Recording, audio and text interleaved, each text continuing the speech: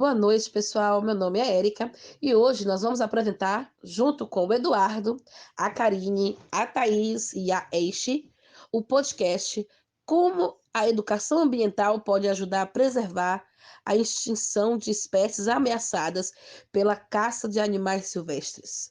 Eu começo falando sobre a Conferência Intergovernamental de Tisbe em 1977 a respeito da proposta de implantação da educação ambiental pelos estados. Houve praticamente uma extinção em massa de inúmeras espécies do planeta, mas principalmente decorrente da destruição do habitat natural e da caça, seja para o consumo ou venda como ornamento. Vocês sabiam disso? Nós vamos agora continuar com as perguntas aos nossos participantes e nesse momento nós vamos ouvir o Eduardo. Eduardo, seguinte, acompanhe o meu raciocínio. Sabemos que a caça de animais silvestres é um problema crônico no país, certo? Mas principalmente em áreas próximas de matas e florestas. Para um país como o Brasil, na sua opinião, há esperança de um dia isso acabar? Gente, será que isso vai acabar um dia? Bom, boa noite, Érica, né? Boa noite, colegas. O que eu poderia dizer, Érica? O caminho é longo, né? E depende de vários fatores, como a apresentação da educação ambiental de forma crítica, né? Ou seja, com debates, palestras, contato direto com a natureza e a consciência de que tudo está interligado. Por exemplo, se a caça ilegal acaba com a população de onças de uma região, a população de capivaras cresce desenfreadamente, né? Representando o risco para o equilíbrio local. É claro que, para alguns caçadores que caçam com objetivo de lazer ou para traficar animais silvestres, a pena de cadeia deve ser bem rigorosa, associando educação ambiental em todas as etapas da vida escolar com penas rigorosas, é possível que um dia acabe. Isso aí, Eduardo. Precisamos encher a sociedade de esperança e despertar em cada um o desejo de mudança. Muito bem, pessoal. Vamos para a próxima pergunta. E aí, agora eu vou pedir a Karine que responda para a gente, né? Atualmente é quase impossível, mesmo com acesso à informação, como a internet, fazer o ser humano deixar de acreditar em certas crenças, né? Tem gente, por exemplo, que acredita que a sopa de barbatana de tubarão ou chifre de rinoceronte são capazes de ser auxiliares no desempenho sexual. Isso está levando espécies em extinção. No Brasil, também não é diferente, há muitas crenças do tipo, e existem algumas que, por exemplo, o poder curativo do óleo extraído da copaíba e de que a sopa do órgão genital do boto cor-de-rosa é afrodisíaco. E aí, Karine, como eliminar essas crenças do imaginário popular? Olá, boa noite, Érica, boa noite aos colegas. Então, toda crença é limitante, né? Basta ver que à medida que a floresta amazônica é devastada com o objetivo de explorar suas riquezas, mais pobre fica a população da área devastada.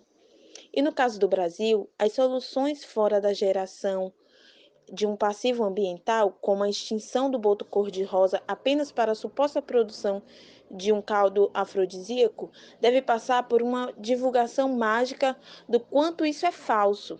E para as gerações mais novas, o ensino da educação ambiental na escola se torna um reforço comportamental importante, né? Mas no caso, as pessoas adultas com fé em crenças sem embasamento científico, é só mostrando mesmo de forma científica que tudo é apenas uma crença, sem efeitos reais. Isso aí, Karine, bem lembrado. Gente, não é real. Vocês não vão sair por aí procurando, né, esses animais, não, hein? Não vão no conto do vigário, não caiam no conto do vigário. Vamos para a próxima pergunta, então, galera. Mais um pouquinho para a gente conhecer mais sobre o assunto. Nós vamos convidar agora a Thaís vai responder para a gente. Thaís, a caça ilegal quase levou à extinção do jacaré do papo amarelo e da tartaruga de couro. Essas espécies continuam ameaçadas, mas se afastando do risco cada dia mais, ainda bem, né? Na sua opinião, qual foi o fator da educação ambiental nessa recuperação das espécies? Conta para nós. Boa noite, colegas. Boa noite, Érica. Então, respondendo aqui a pergunta da nossa colega Érica, chegou-se a cogitar a extinção total do jacaré do Papa Amarelo do continente sul-americano. O país entrou em emergência e diversas empresas e organizações abraçaram a causa. O mesmo aconteceu com a tartaruga marinha. Isto serve para todas as espécies. As iniciativas dos projetos Caimã e Tamar contribuíram significantes na educação ambiental da cidade, que entendeu que o prejuízo de uma extinção desse tamanho seria irreparável. Diversas empresas e organizações como Petrobras,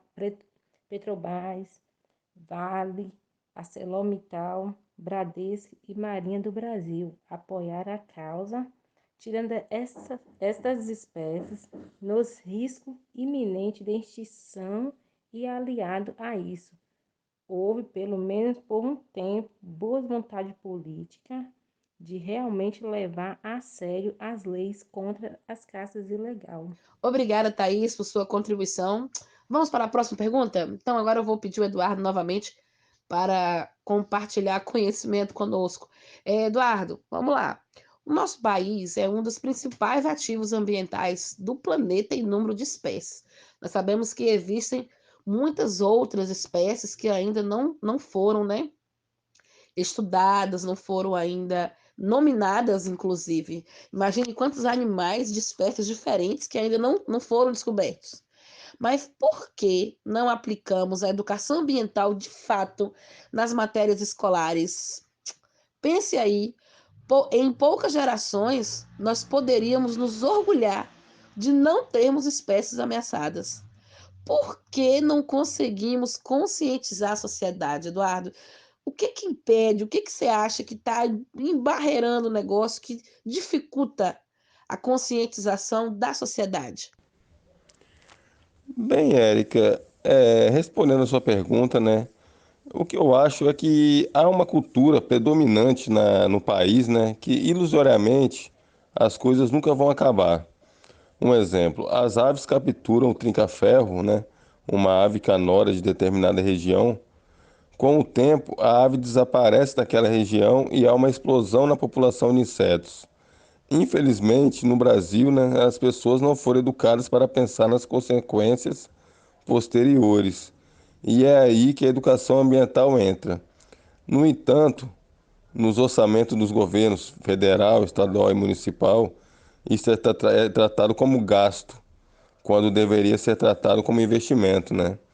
Visto que comprovadamente a cada real aplicado em educação ambiental, R$ 7 são economizados na prevenção de desequilíbrio ecológico. E aí, Eric, eu pergunto a você, o que que você acha? Por que é tão difícil combater a caça ilegal? Pois é, Eduardo. A caça ilegal se baseia principalmente nos motivos supérfluos. Matava-se um elefante para tirar suas presas de marfim para fazer pequenas peças de mobiliário. Prende-se um pássaro silvestre apenas para ter o monopólio de seu canto. A justificativa é sempre financeira. O que se justifica como detrimento das gerações futuras, ou seja, o poder político quanto à sociedade, justificam a caça ilegal como objeto de subsistência, o que dificulta a criação de leis mais rígidas. Somando-se a isso, há muita reprovação social na prisão de um caçador apenas, que matou um tatu, ou que matou uma caça, né? Um animal tido como caça. Entende-se que é uma coisa muito pequena para que ele seja preso, né? É muita água em pouco copo.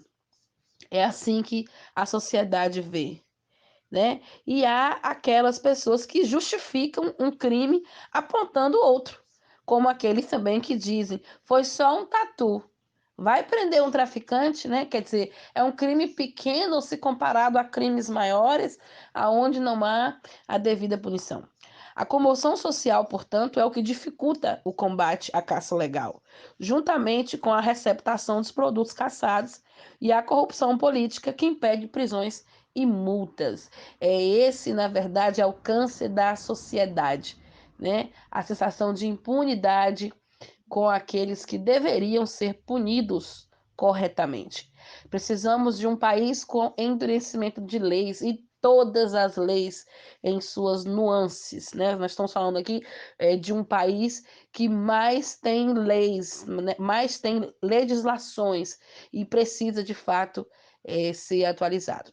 Então, pessoal, boa noite a todos. Nós agradecemos em nome do programa a todos os participantes. Obrigada, Eduardo, Thaís, Karine, Este. Obrigada pelas contribuições.